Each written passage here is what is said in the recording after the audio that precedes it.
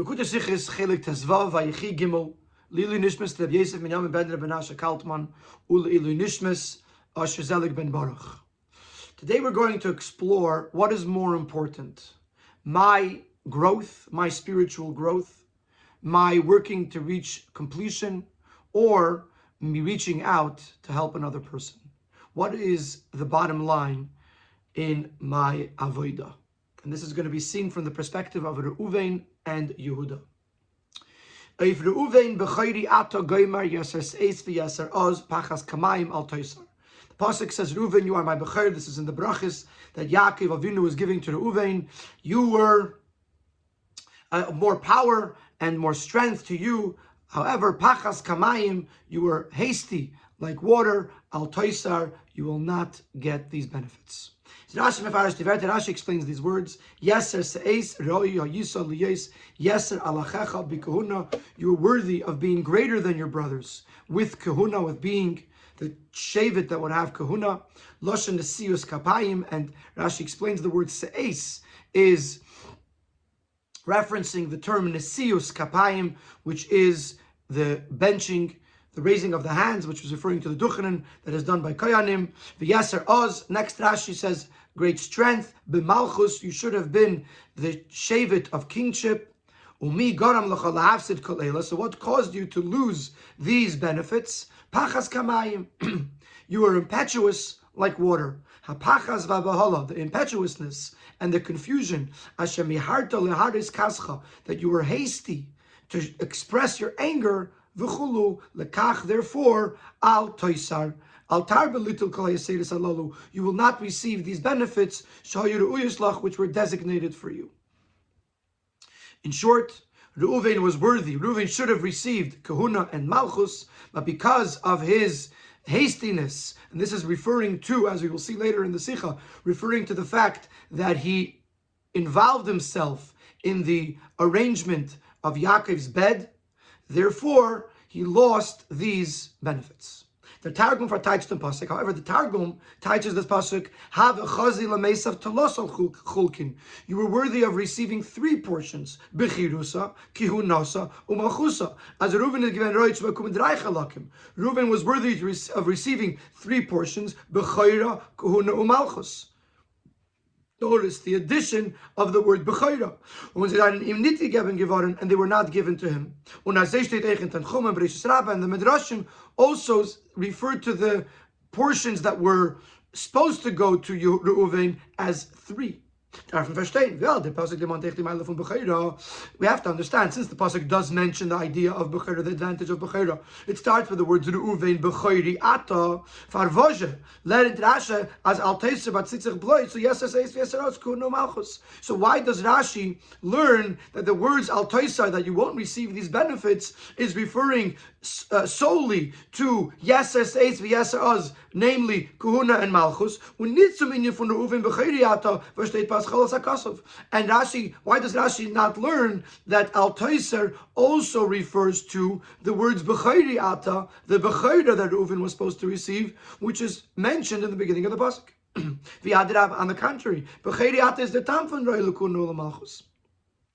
The reason why Reuven would have received kuna and malchus is because he's the b'chayr. So b'chayri ata is the cause of it all. So why does Rashi seem to ignore it? Now, maybe Rashi holds that Reuven never lost the bechayra. So the Rebbe is going to refute that in the next couple of paragraphs. You cannot say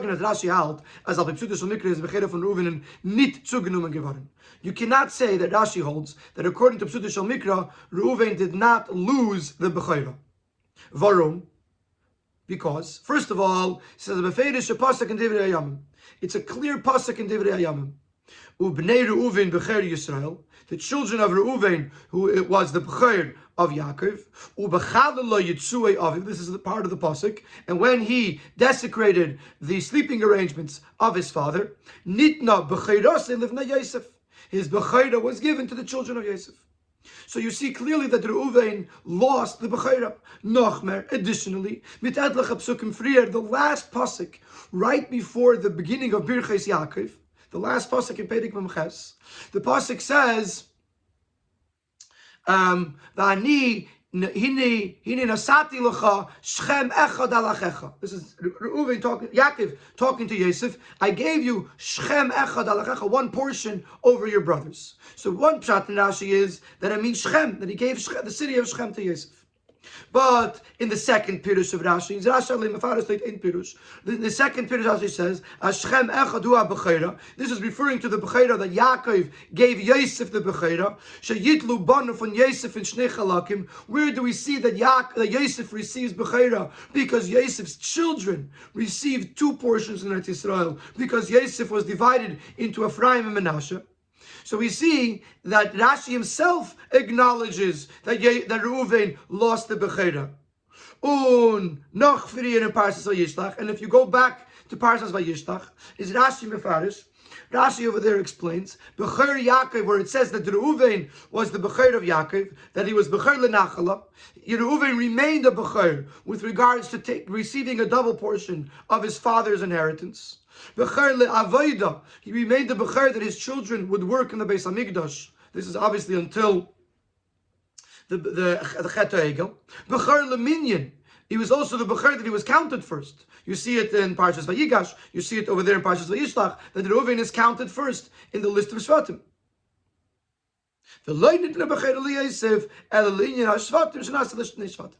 And with regards, and the Bechera was given to Yosef with regards to the fact that he became two Shvatim. Das heißt, but what do we see from this Rashi? As is zugenommen geworden die Bechera linien Shvatim von Reuven, that some part of the Bechera was taken from Reuven to leave Vayishkav, because which Vayishkav is the pasuk right before this pasuk in Vayishlach, because literally the pasuk says that Reuven lied with Bilah. Rashi explains that it means that he moved the bed from Bilah's tent to Leah's tent. But right after that it says Becher Reuven. Rashi explains that the Bechera was taken from Reuven with regards to the Inyan of Hashvatim. And it was given to Yosef. So we have a pasuk in Divrei Yamim, we have a Rashi in Vayechi, we have a Rashi in Vayishlach, all of which prove to us that even according to Rashi, even according to P'tudah Shel Mikra, the Bechera was taken away from Reuven. So this brings us back to our question. In that case, why does Rashi not mention it in this Rashi, in our Rashi here? On Al Toisar, why does Rashi not mention the fact that Reuven lost the Bechera? Base. In Sif Base, the Rebbe is going to suggest that since it says Al Toisar, you won't get these extra benefits. So Rashi therefore connects that with the word yeser says the yeser oz. So Rashi only addresses the yesers that are in the pasuk because it says Al Toisar. And the Rebbe is going to tell us that it's a good point, but it doesn't explain the very idea.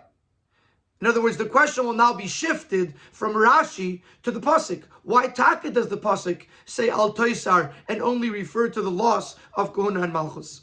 So when we can't talk von dir was noch Al Toisar, was the pasuk benutzt in Shaykhs zu Kol Eila. Was du von Nafsid given, you can answer that when the pasuk says Al Toisar, which the Al Toisar, as Rashi says, is explaining what Reuven lost, is muchach. Since it says the word Toisar, this proves to us as our pasuk is uisen zum Maid sein, nor di Mailis, aber welchen steht the loschen von Yeseiris alalu. The pasuk only wants to talk about what Reuven lost with regards to things that are in the term of Yeseiros. Yeser says the Yeseros, which is Kohuna and Malchus. Shekimailas Bechera was Vegnet Dermond, the Lashon Yeser. But Bechera, which does not have the word Yeser by it, is in Nichlal in the Miyut von Al Toisar, is not included in the words Al Toisar to say that it was lost by Reuven. So this will help us to understand how Rashi is understanding the pasuk. When Rashi comes to interpret the pasuk, he has to explain that it's only talking about Kun and Malchus because it says Al Toisar. As a Retzach nicht wegen Hefsed from Bechera, and it doesn't talk about the loss of the Bechera. Es bleibt aber nicht verstanden, but it doesn't explain the very idea and the explanation in the pasuk itself. Why does the pasuk differentiate between Bechera and Kuna Malchus. The pasuk read Norwegen and Reuven's absent from Kuna Malchus. This pasuk, when it says Al Toisar, is referring to the fact that Reuven lost Kuna and Malchus. And does not talk about the loss of Inyan HaBechera. Why is that? In other words, even if now I understand why Rashi says it like that, because since it says in the pasuk Al Toisar, so Rashi understands that it's referring specifically to Kuna and Malchus, but it doesn't explain to me why the pasuk does that. Why does the pasuk differentiate and only talk about Kuna Malchus and not address the fact that Reuven also lost the Bechira? So in order to understand the answer to this question, we're going to go to Yehuda. Because Yehuda is the one who gets the Malchus. The Malchus goes to Shevet Yehuda. So let us see where Yehuda gets the Malchus in the pasuk. And maybe from there we'll be able to understand why Reuven doesn't have Malchus and how Malchus is different than Bechira. Siv Gimel. Weiter auf dem Pasuk Gourarie Yehuda miterev b'nei Alisa. Later the pasuk says, when it comes to Yehuda, Yehuda is a young lion, a lion's cub. Miterev b'nei Alisa. From the prey, my son, you rose up. You elevated yourself. Taich Rashi. So Rashi says like this: Miterev mima shechashdaticha v'torev torev Yosef. The fact that I suspected you in being involved in the fact that Yosef was devoured, chayara chalosu, he was eaten by a wild animal. V'zeu Yehuda shenim shala'aryeh, and this is a reference to the fact that Yehuda is compared to a lion, saying that I suspected you in being responsible for the fact that Yosef was eaten by a lion, or that I thought that he was eaten by a wild animal. But b'nei Alisa, my son, you rose up from this. Silakta es atzmecha, you removed yourself from it. You absolved yourself from it. V'amarta ma betza, when you said, what gain do we have by killing him? Let us sell him instead. So miteref, I was chesed you, that you caused Yosef to be devoured, to be preyed upon by a wild animal. B'nei Alisa, but my son, you absolved yourself by saying ma betza and not allowing Yosef to be killed. The Chen Rashi now adds, Chen ba'arigas Tamar, also by the situation where Tamar was about to be killed. Shahoida, Yehuda admitted, Tzad kamimeni, that she is righteous, she is correct. Those children are mine. V'chulu, also there, he saved a life. So let's first understand these Rashis. Start from first day. Now we have to understand. In other words, notice that there's two Rashis here. Miterev is one Rashi, where he talks about what I was chesed Yehuda. Yaakov suspected Yehuda being involved in the death of Yosef. And B'nei Alisa is another Rashi, where it talks about Yehuda's absolution. That number one, he saved himself because he said ma betza, and number two, he saved himself because he said tzad kamimeni and saved Tamar. So we have to understand. The fact that Rashi adds the story of Tamar only in the second Rashi of Bnei Alisa, and not the Pirushay of Vart Miteref, and not in the first Rashi, is Muchach L'Cha'era, as V'chein Ba'arigas Tamar Batzitzich Nitzum Vart Miteref.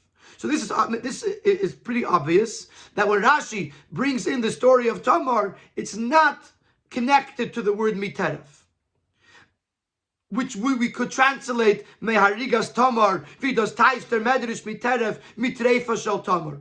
The Medrash says that the second Pirush is Miteref, from the fact that Tamar was almost preyed upon and died because of the fact that they thought that what she had done was wrong. B'nei Alisa, you absolved yourself by saying Tzad kamimeni. That's how the Medrash says it. Rashi doesn't do that. Rashi doesn't connect Miteref to Tamar, nor to the B'nei Alisa. Rashi only applies the story of Tamar with the words B'nei Alisa. As Alisa, you elevated yourself. Also another elevation and another absolution from the killing of Tamar. Isn't it? Move on. Since it's one sentence, miteref, What did he elevate himself from? What did he absolve himself from? Miteref. So since they're a continuation, is wie kommen sie voneinander till und teichen as Bnei Elisa is kelo zwei Sachen. Based as Miteref meint bloß ein Sach. So if it's one sentence, how does Bnei Elisa mean two things and Miteref mean one thing? If Bnei Elisa means a second thing, then Miteref has to mean a second thing, and Rashi clearly isn't saying that. So how does the sentence work? Move on. There's another question here. Was ist bechal der Hechach im Sitte Mikro zu sagen, dass mit Elisa hat Jakob gemeint nicht nur durch Geschad von Toref Teref Yesef, nur nicht von Adigas Tamar. Where bechal do we see any reference in the Psute Shal Mikra to the story of Tamar? Miteref refers to Toref Teref Yesef. So clearly Yaakov is talking about that. But where in the pasuk do you see any reference to the story of Tamar? Warum Rashi sagt nicht wie im Medrash oder seine zwei Pirushim. Nor it is meisif als hemshech v'chein barigas Tamar. Rashi, unlike the Medrash, like we said before, he's not saying Miteref is a reference to Miriam. Miteref is not a reference to Miriam. So then where in Bnei Elisa or anywhere in this pasuk, I keep saying Miriam, I'm sorry, I mean Tamar. I don't know why I'm saying Miriam. You see in the pasuk no reference to Tamar. So what's the hechrich? What is the compelling proof in Pshutei Shal Mikra that this pasuk is talking about Tamar? So we have two questions. First of all, how do you read the sentence Miteref Bnei Elisa if Miteref is not talking about Tamar? And number two, where b'chlal do you see any reference in these psukim to the story of Tamar? Now, in Sif Dalid, we're going to answer the first question. We're going to explain why Rashi has no mention of Tamar in Miteref, but yet the sentence could still flow. And the Rabbi is going to point out to us that you can read this pasuk in two ways. You could either read it Miteref B'ni, comma, Elisa, or Miteref, comma, B'ni Elisa. In other words, doesn't mean Miteref B'ni from the prey of my son, Elisa, you Yehuda absolved yourself, or does it mean Miteref from the prey, B'ni Elisa, my son Yehuda, you absolved yourself. And the Rebbe is going to prove that it has to be Miteref B'ni Elisa. And then once you break it up that way, then Miteref could mean Miriam also. Let's see it inside. See if that. After that, the level we can answer as follows. Rashi made Bataka to Zagin, as Miteref batzit sich zu beide Yosef and Tamar. Rashi is telling us that Miteref does refer to both stories, the story of selling of Yosef and the story of the killing of Tamar. Und das, was schreit, Tamar v'chulu erst nach and Pirush of Bnei Elisa. So then in that case, why does he wait until after Bnei Elisa to bring up the story of Tamar? Because Rashi has to explain to us how does Miteref refer to the story of Tamar. Ubahaktim. And in order to explain that, let's preface as follows. There's two ways to translate the words Miteref B'nei Elisa. Aleph, B'ni, kum behemshech zu vart Miteref. That B'ni is part of the word Miteref, as in Miteref B'ni, from the prey of my son Yosef, Elisa, Yehuda, you Yehuda were able to absolve yourself. Beis B'ni, batzitzich zu Elisa. B'ni goes to the second half of B'nei Elisa. That Miteref, from the idea of prey, B'nei Elisa has do my son Yehuda, when you, my son, absolved yourself or elevated yourself. If you follow the first way, that it's Miteref B'ni, as Miteref B'ni is Chelek Tamar, that Miteref can't connect to Tamar because Tamar is not B'ni. If you're saying Miteref B'ni from the prey of my son, Elisa, you were able to elevate yourself, then Miteref can't mean Tamar. Because it's saying clearly Miteref B'ni and therefore Rashi is before Rashi could add the words that Yehuda also absolved himself from the death of Tamar. First he has to quote the words in the pasuk B'nei Elisa and as they get into Zamin and point out to us, show to us how they go together. What's the fact is Rashi might take from pasuk the word B'ni, which explains why Rashi quotes from the pasuk the word B'ni as well. Is not to get the word Elisa, even though Rashi is really only translating the word Elisa. You elevated yourself, you absolved yourself.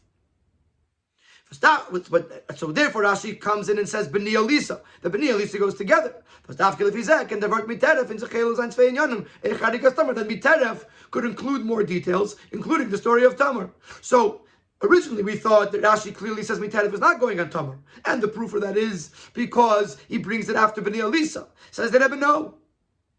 Really, Miteref does go on Tamar. And the reason why Rashi waits until after Bnei Elisa is because first Rashi had to establish that Bnei Elisa go together, and Miteref is on its own, and therefore Miteref is not specifically talking about the story of Yosef. It could also be talking about the story of Tamar. And once Rashi puts Bnei Elisa together, then he could say V'chein barikas Tamar, that this Miteref Bnei Elisa is referring to the story of Tamar as well, that Yehuda elevated himself and absolved himself in two separate stories. One, the sale of Yosef, the death of Yosef rather, and two, the death of Tamar. Now, how does Rashi Taka know that Miteref Bnei Elisa, that Bnei Elisa goes together?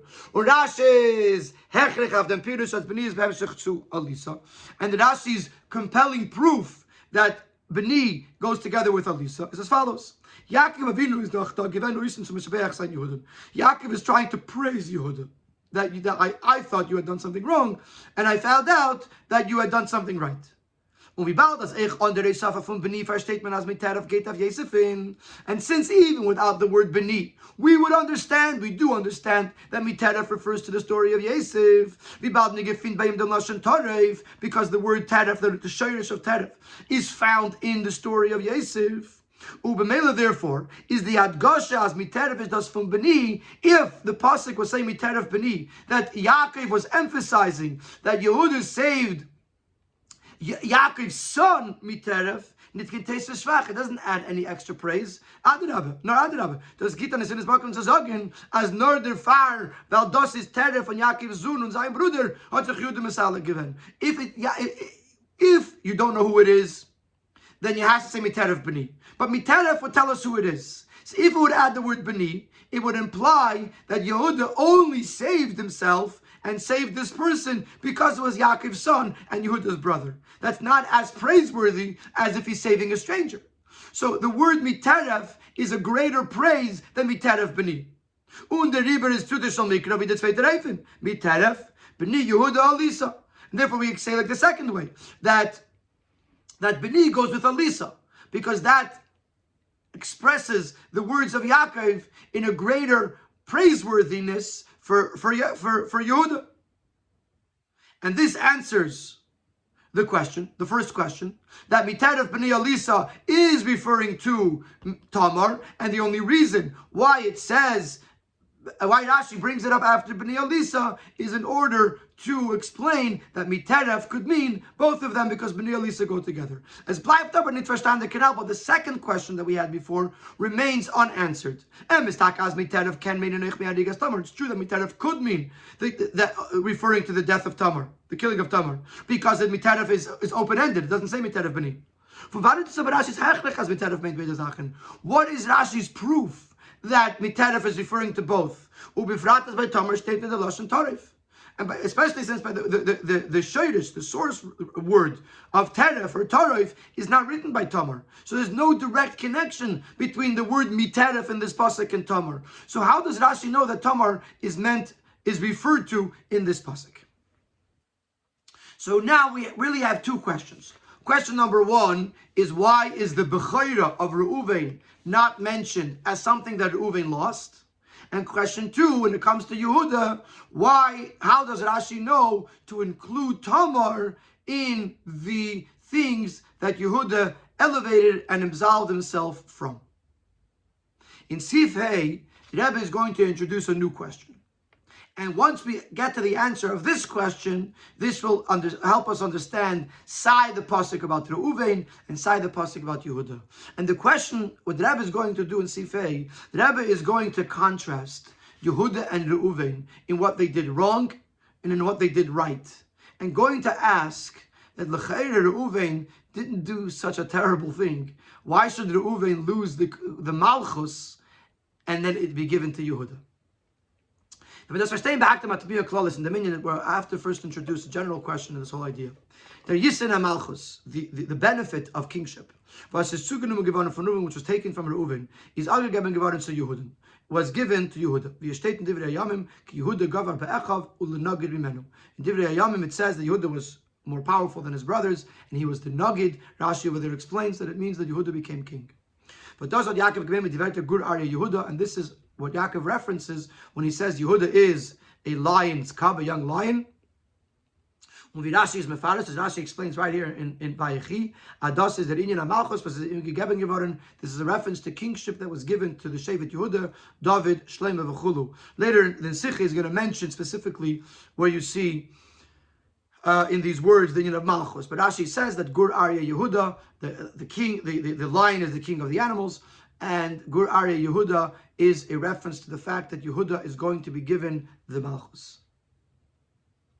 Und der Taver was es abgegeben zu Juden. And why does Yehuda get the Malchus? Steht in the Bracha Gufa. It says it clearly in the Bracha. Miterev b'nei Elisa, because you absolved yourself and elevated yourself from these difficult situations.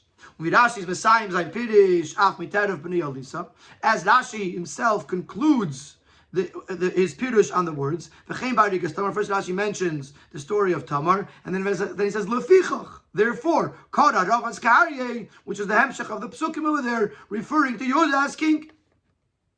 So Reuven loses kingship, and who receives the kingship? Yehuda. And why? Because of the story of Yosef and Tamar. It's not move on. So it's not understood. Die Meile von Yehuda, was hat sich mesalig von dem, was chashdaticha, betarif teiref Yosef chayira achalasu, durch sagen ma betza v'gomer. The Meile of Yehuda, the greatness of Yehuda, that he absolved himself from this suspicion of being involved in the prey on Yosef, and by saying, what gain do we have, is the chechim Reuven. The same thing happens by Reuven. Reuven does the same thing. Wie der zelten Parshas Vayechi, is Reuven hat gesagt, leina kenu nafesh. Reuven stood up and said, let's not kill him. So just like Yehuda caused Yosef to not die, Reuven did the same thing. And also Yehuda, the story of Yehuda, that he admitted, and he said that she's correct, she's the righteous one, which basically means that he acknowledged his wrongdoing. We find that same thing by Reuven as well. That he did tshuva for the fact that he desecrated the sleeping arrangements of his father. Rashi explains in Parshas Vayechi that Reuven was not by the sale of Yosef. He was busy with his sackcloth and his fasting, because he moved around the bed of his father. So Yehuda acknowledged his wrongdoing, Reuven acknowledged his wrongdoing. So why is Yehuda any better than Reuven? And let's take this a step further. In debate, the pratim is Reuven's violent aggressive of Yehuda's. In both of these details, Reuven seems to have done a better job than Yehuda. Aleph. Das, was Yehuda hat Matzal ben Yosef und gehargert werden, ist doch nicht mit der Kavane ihm zu kehren la'aviv.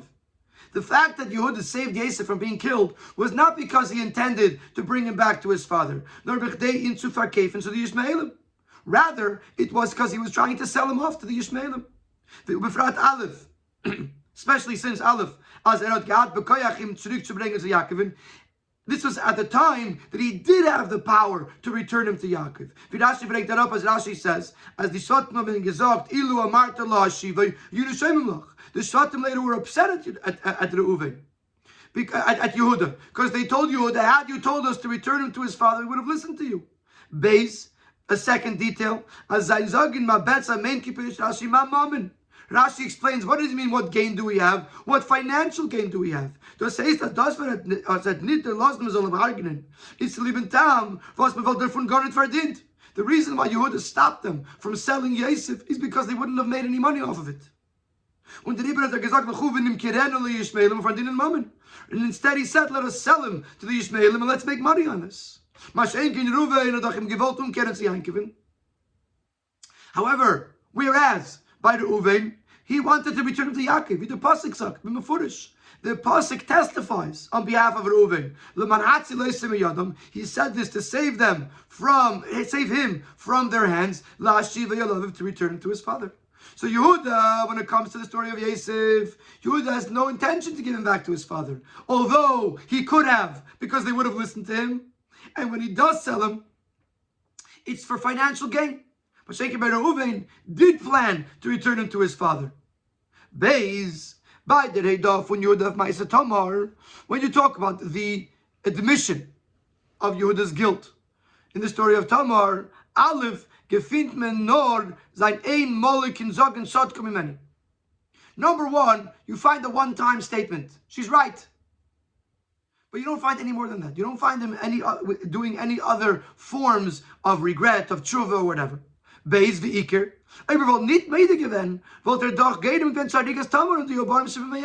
More importantly, had he not admitted his guilt, he would have caused the death of Tamar and her unborn babies. It's obvious that he would have had to confess. He was saving a life by confessing. Whereas by Reuven, Aleph is the tshuva given in an eifan as kama v'kama yora noch dem hat als mamshech tshuvaton. Number one, Reuven's tshuva was a continuous process for years. But Mechidas Yosef is geshen between 9 years noch bilbul yitzui aviv. The sale of Yosef happened approximately 9 years after the story of the moving of the bed. So if he's still davening and doing tshuva, it means it's going on for 9 years. Not just a one-time thing. Beis, it wasn't just the words, I'm sorry. He actually put on sackcloth and he fasted. He took it seriously. Gimel, die Peule von Bilbul Yitzui Aviv is given kipirish Rashi Valtava El Benimai. The reason why Reuven did this was because he was trying to defend his mother's honor. And das getan sleep with him. So much so that it's not considered as a sin. Rashi brings earlier on in Parshas Vayishlach, to teach us that all of the brothers were equal. They were all righteous. Reuven was not considered a sinner. Therefore, even during the time that he had done something that he shouldn't have done, he is referred to as a b'chayr. And despite that, Reuven was increasingly engrossed in teshuvah. Now comes the question that the Rebbe was building up towards. Wie can miterev b'ni alisa zayin hatam as Yehuda is roitz machas mervi Reuven? How could the fact that Yehuda absolved himself be a reason that Yehuda should be worthy of kingship more than Reuven? Anything that Yehuda did, Reuven did. And Reuven did it seemingly in a much better, holier, loftier way than Yehuda. So why does Yehuda get the Malchus more than Reuven? It's a good question. If we does verstehen and see how we're going to answer this question. First, we're going to establish Pshat in Rashi. What does Rashi mean by the fact of Pachas Kamayim, the Pachas and the Behola? And the Rebbe is going to explain that there's actually two things that happened here. Reuven did two things wrong. Number one, the very fact that he moved the bed. And number two, the way it was done, the hastiness and the anger that caused it. Is for that there's a separate punishment. Let's explain the words of Yaakov to Reuven. Pachas kamayim al teisar. But Rashi is mefarish. What caused you to lose all of these benefits? Pachas kamayim, the impetuousness, like water. Hapachas va'abahola shemiharta la'aritzkascha, the hastiness and the confusion, that the instability that was displayed by your anger. L'kach, therefore. Al toisar, al tarba little says, oh, you're not going to receive these extras. What is this hastiness? Rashi explains when you desecrated your father's sleeping arrangements. So if you look at Rashi, it's understood as the Sibah for the reason that Reuven did not get these extra benefits, namely Kuna and Malchus, is it's not because you went onto the bed of your father, referring to the moving of the bed. Nor their pachas kamayim, hapachas va'abaola shemiyarta la'aris. This haste, because you were so angry that you rushed into it, that is why you lost the Kuna and Malchus. Says nervous, their pachas are sich ausgedrückt, und Maua pachas in von Elisa. Where was this hastiness, this impetuousness? Where was it expressed? In the moving of the bed. But the punishment of, or the consequence, I should say, of not receiving Kuna and Malchus is from the pachas and not from the impetuousness and not from the actual act of moving the bed. Das heißt, von dem, was Yaakov magtem und madgish besonder dem Chesron von Pachas Kamayim, from the fact that Yaakov introduces and mentions first the problem of Pachas Kamayim, lernt Rashi Arus as an emini from Bilbul Yitzuyav and Dot Protim. This teaches in Rashi that there's two details here. Aleph, to that some Bilbul, the very fact that the bed was moved. Beis, das is given in Pachas Kamayim, the fact that it was in this impetuous way. And then Rashi concludes that for each of these two details there was a separate punishment. The fact that he moved the bed is for him zugenommen. Therefore he lost the idea of bechera. Because he desecrated the bed. Therefore the bechera was given to Yosef, to the children of Yosef. And Rashi also mentions it right after the story. He says that the Bechera was given to Yosef. So the fact that he moved the bed, that's why he loses the Bechera. The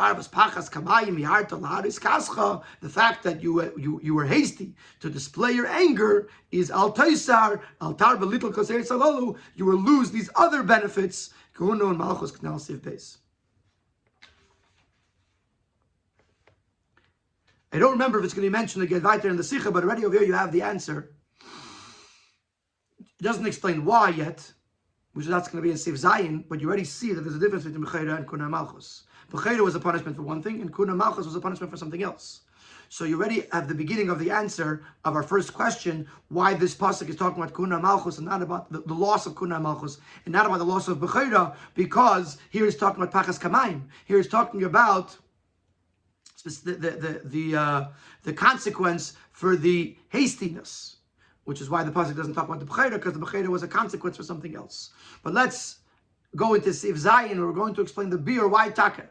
What's the connection of bechera to this and kuna malchus to that? Why is the taka such a division, and why are the two punishments for these two different things? The bir in them. The chilik between kuna malchus and bechera. What's the difference between kuna malchus and bechera? The milas from kuna malchus. The qualities of kingship and of kahuna, priesthood,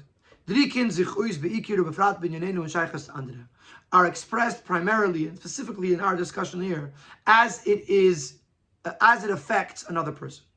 As they concern themselves with other people.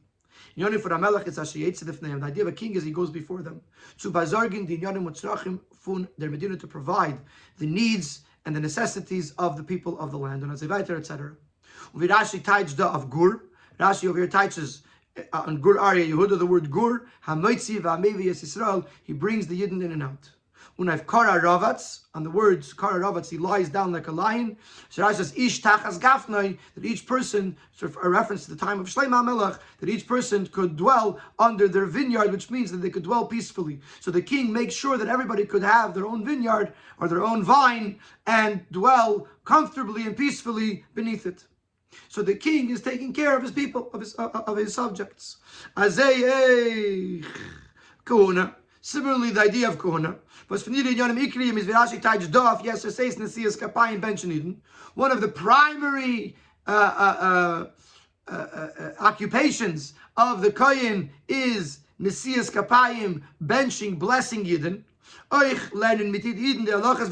Also learning with Yidden and the various halachas and laws of Torah. You will come to the koyanim.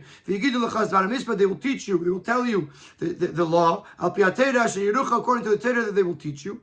So the koyanim, in addition to serving in the Beis Hamikdash, which was b'shlichus of Klal Yisrael, you also have the fact that they bench Yidden and they teach Yidden. They are there to serve the Jewish people. Whereas Bechera is a ma'ilevus is b'negea de Bechera lein. is a quality that only affects the Bechira himself. Because he has the advantage of being a Bechir, he receives a double portion in the inheritance. But this doesn't affect another person. Das is the Asbara in the Tzvei Pratim Anal, and this explains these two details of the moving of the bed versus the impetuousness and the anger that it entailed, and the Bechira versus Kuna and Malchus. This idea that you were hasty to display your anger, as soon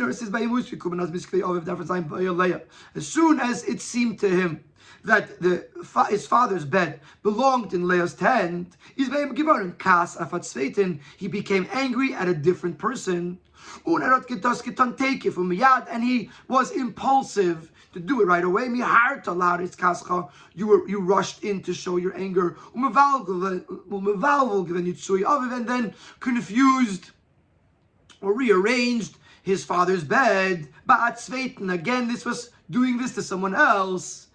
Once he did this, once he showed that his anger at a different person was going to affect, that he was going to mistreat the other person, this is the opposite of being concerned about the needs of the other person. And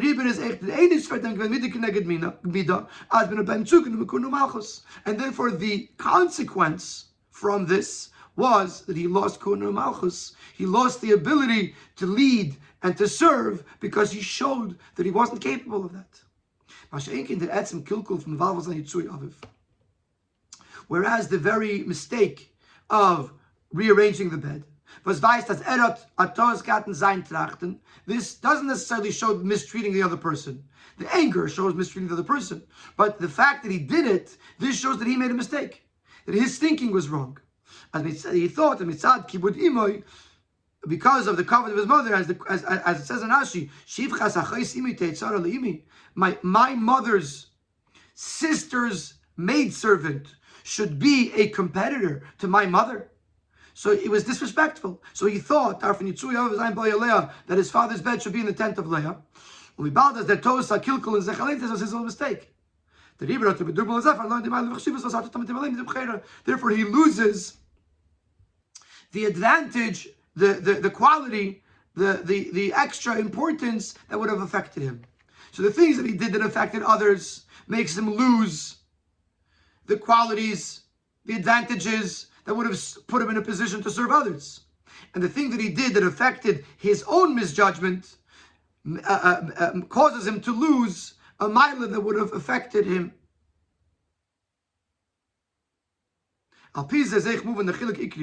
As the Pirish Rashi of Sudash Mikra is close of Inya B'cher Nitzugnim Gvar for Reuven. This also explains this another very important thing, that according to Rashi, in general, B'cher was not taken away from Reuven. Like we said before, and it's geblieben B'cher leNachla. He remained a B'cher for Nachla, for Avoida, for Minyan. But nor Tzugnim with B'cher leYinashvatim. We only lost B'chera with regards to the Shvatim that Bnei Yosef got two Shvatim. But Kuna Malchus had in ganzen verloren. But Kuna and Malchus he lost entirely. Why is that? Why by B'chera did he only lose a part of it? By Kuna and Malchus he lost it entirely. For the Mayes as that Etzem Bilbel Yitzuyav is Nitazeh Chamor. Since the very fact that he moved the bed was not so severe, because Reuven's intent was to demand, to call for the shame of his mother. And was mentioned earlier in the Sikha. Reuven did not sin, even during his misdeed. He's still referred to as a B'cher. And his tshuva was in a way that he consistently was involved in tshuva, in intense tshuva, for many years. So therefore he didn't have to lose his B'chera all the way, because it wasn't such a terrible infraction, and it was something that he did tshuva for right away, and in a very intense way. But the pachas kamayim, the impetuousness, the anger, the hurting the other person, that was done entirely, and therefore he had to lose Kuna Malchus entirely.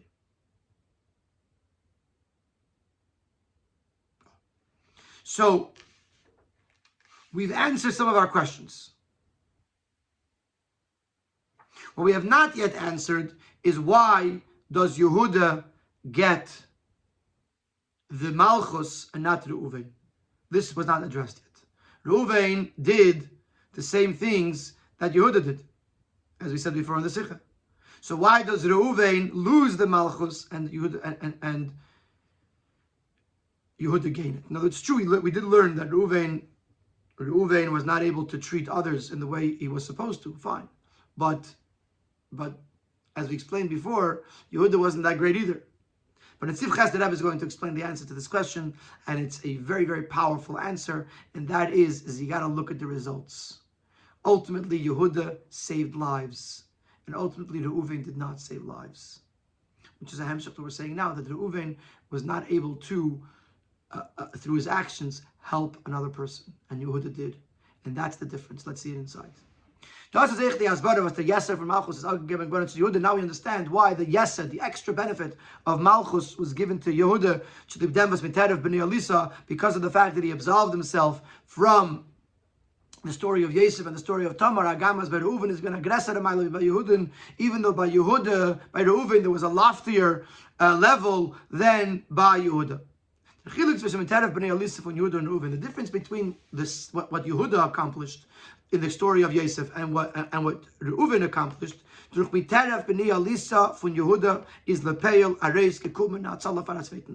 Yehuda did by saying Ma Betza, it actually caused another person to be saved. Yehuda's zagin Ma Betza v'gemerot matzlag v'en Yosef and von Argenu.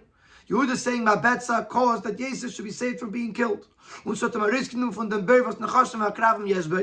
it took him out of the pit that was filled with snakes and scorpions.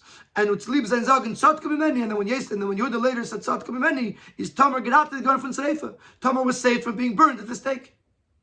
So what Yehuda did was actually save lives by Reuven, whereas by Reuven, Hagama in Tshuva v'Kavanas are aggressive of Yehuda, even though his Tshuva and his intent was loftier than Yehuda's.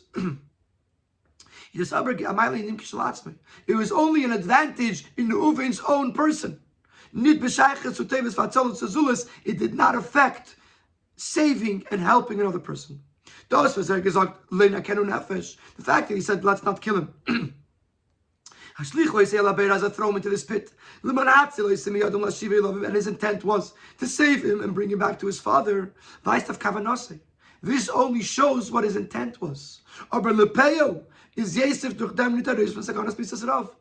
in actuality, in reality, Yosef was not saved from the danger of hunger.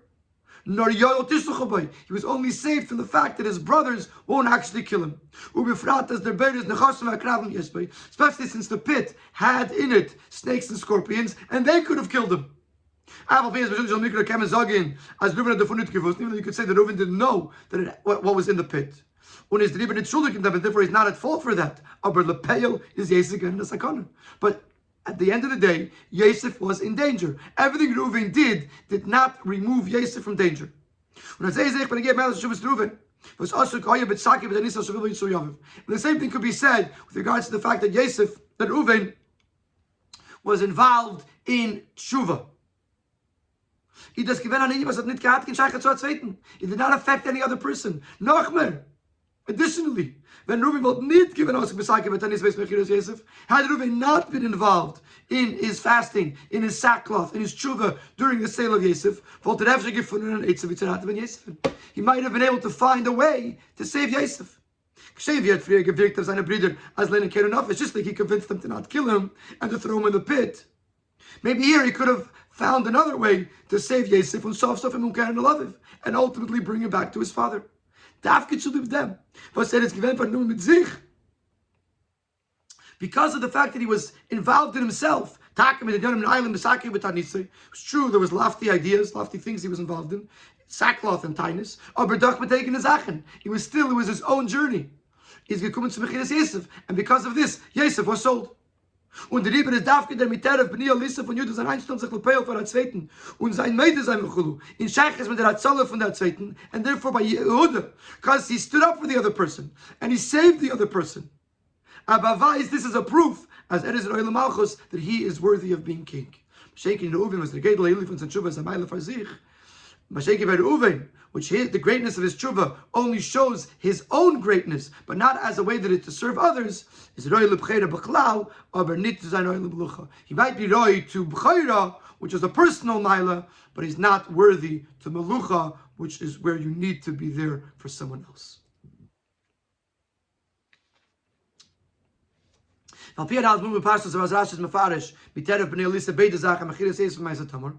now, if you remember, one of the questions we had in the end of Seif Dalid is, how does Rashi know that Miteref also refers to Tamar? Maybe it's just referring to Yosef.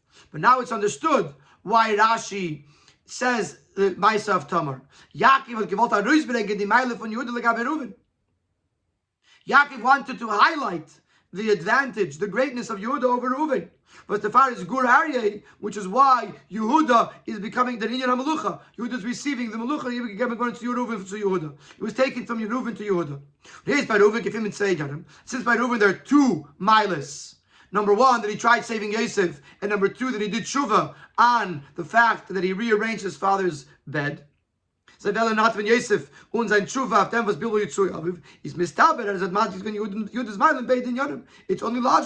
that Yaakov would emphasize Yehuda's greatness in both details to override the Maila of Reuven.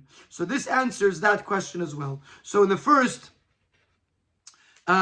question that we had is, what's the difference between B'chayra, that Reuven, that this pasuk does not mention the loss of B'chayra, and it does mention the loss of Kuna and Malchus? And the answer is that B'chayra is a mila for oneself, and therefore Reuven only lost a little bit of it when he did what he did, but it's not like the Kuna and Malchus that he lost it entirely, and therefore it is not brought up in this pasuk, because this pasuk is focusing on the fact that he lost Kuna and Malchus, the things that he lost entirely because of Pachas Kamayim, because of his hastiness to show his anger, which showed that he was not capable of being there for others.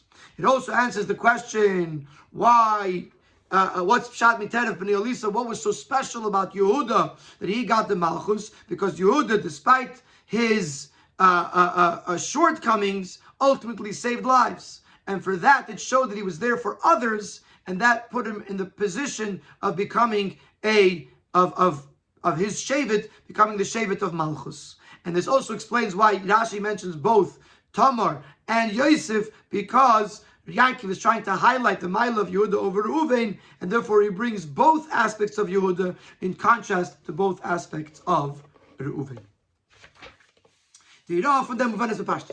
The lesson is obviously understood.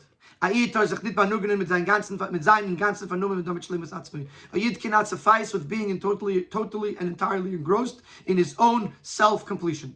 He must also engage in Avos Yisrael, to do a favor to another Yid. Since Avos Yisrael is the entire Torah,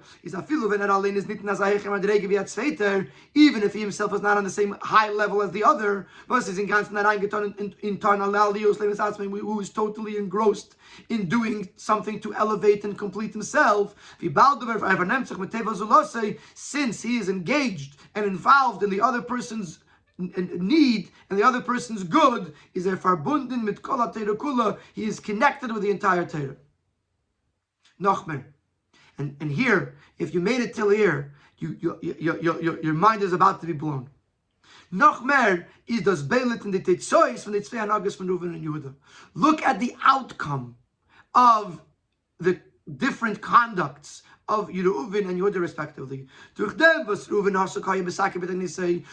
who was involved in his own sackcloth and fast, is given Yosef. This made it possible for the sale of Yosef, which led which led to the Golos Mitzrayim, because after Yosef was there, Yaakov went down, and because Yaakov went down, Yidden were there for Golos. The Reisha shares the Golias, which is the source, the first and the source of all the other Golias. So Reuven's engaged in his own self-journey, completion, actually led to Golos.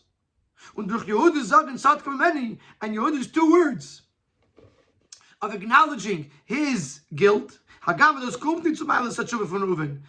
the fact that it cannot reach the loftiness of Reuven's tshuva. Von deswegen the tafke der fun abhängig der Geula von Golus. It is in this that it was upon this that was dependent the ultimate Geula. Tochtem is gebaring Peretz, because from the Tzot Kamimeni, Tamar had twins, one of which is Peretz. Was from him Shtam Malchus based David, which from the Peretz comes the kingdom of David, Biz Melech HaMashiach, until Melech HaMashiach, who is a descendant of Peretz, all Peretz Lifneim, which Mashiach is also referred to as HaPeretz, after the name Peretz. They're Goyal Achron, the ultimate Goyal. But Peretz and the Gidrei HaGolus was going to break down the fences, the walls of Golus, and bring in the Gula Mitzvah Shleim V'Karav Mamish, and bring the Gula Mitzvah Shleim V'Karav Mamish. So these last two paragraphs are extremely powerful. That sometimes Asuk B'Sakuyu B'Tanisai could lead to Golus, and Sod Kamimeni, a little quick apology, could lead to Geula. But it has to be that you have to care and be concerned about the other person. When you do that, Zeu Kol HaTorah Kula, this elevates you to the whole, to have a connection to the entire Torah.